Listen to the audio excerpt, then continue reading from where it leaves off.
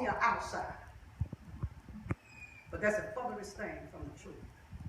Acts 17:26, Fannie Lou Hamer quoted it all the time. With one blood created he him all, his children.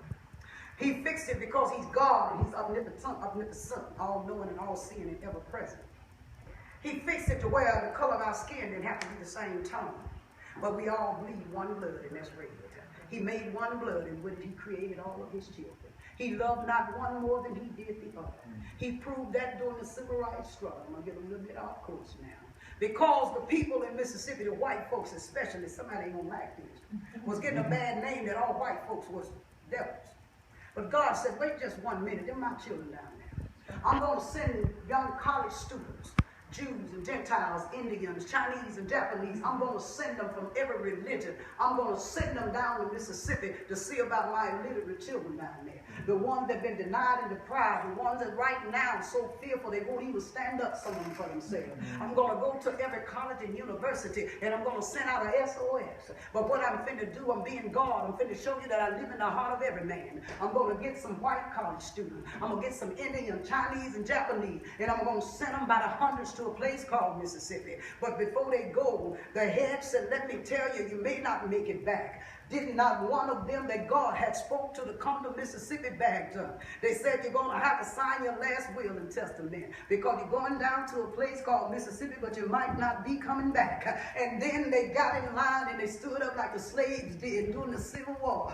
They said they're putting us on the front line and they're making a sacrifice out of us. But if it means that those that coming behind me will be free, I'll gladly shed every drop of my blood. It make no difference if I don't survive this war. But one thing, if I lay my life down, I'll lay it down for a great cause. So the young men and young women signed their last will and testament. Their mamas and daddies said, wonder what's wrong with these children. We need to let them get a psych evaluation. But they said, mama, we're grown and they made our own choice. So now they go down to a place called Mississippi. And some of them was well-off, wealthy college students.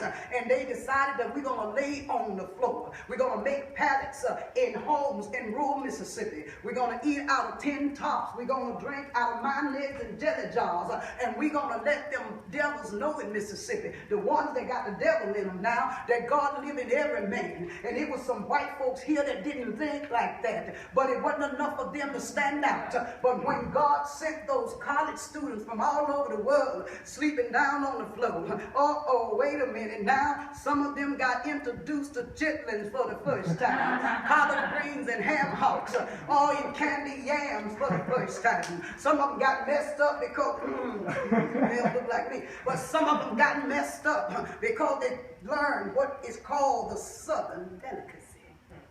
But they came here. Why are you saying that, storyteller? Because I need you to understand that being a racist person is by choice.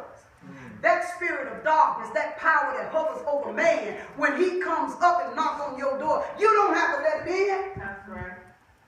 But you make a choice to let him in, whether you be black or white. So God said, let me show you something. I'm not going to let them get a bad rap, even though some of them deserve it. He sent college students, Cheney, Goodman, and Trump. Two white people said that one of them was a Jew. Maybe both of them was Jews. But one of them was a Christian, come from the Baptist influence, back in the rural South. And they found themselves going to investigate a crime against black folk. And when they got down there, the story would unfold that these three young men would be killed. What's the moral of the story is? God had sacrificed in their future, but they were willing under the circumstances to be that what? They wasn't unaware. They didn't want to die, but they wasn't unaware that death was on board. And they went on down to investigate. They all shared something. Let me show you how awesome God is. All three of these young men shared a grave that was endowed in the earth. And when they dug them up, they dug up three men, one black and two white. They was the sacrifice for that whole freedom summer struggle. And God fixed it up like that because he knew that if it wasn't black and white, it wasn't going to bring the attention that he needed. He have to show the world sometime that I live in the heart of every man. And with what's going on now, every time you see a Boston, the only thing that's keeping it from being a bloodbath with the black men on the front squad, the police bullets, is the fact that they got white, black, Indian, and Chinese, and every nationality marching, holding up signs saying black lives what? Do matter. So God have to step in. Grace and mercy have to come on board to say, I will not allow this to be a massacre. I would not allow you, Satan, because if I step back and let you do what you want to do, every police would have a gun and all the black men would be in an uproar, and most of them would be standing in front of a firing squad made of police officers. But he said, I will not allow this to happen. For I will send my people, who I live in their hearts, to let the world know that I care about all of my people. And he showed it through each one of us. So we must be keepers of the Spirit. Ladies and gentlemen, I thank you all. My name is Helen Sims. My job today was to show you how we are the keepers of the Spirit by continuing to tell the story. Never allow the person that you love to die.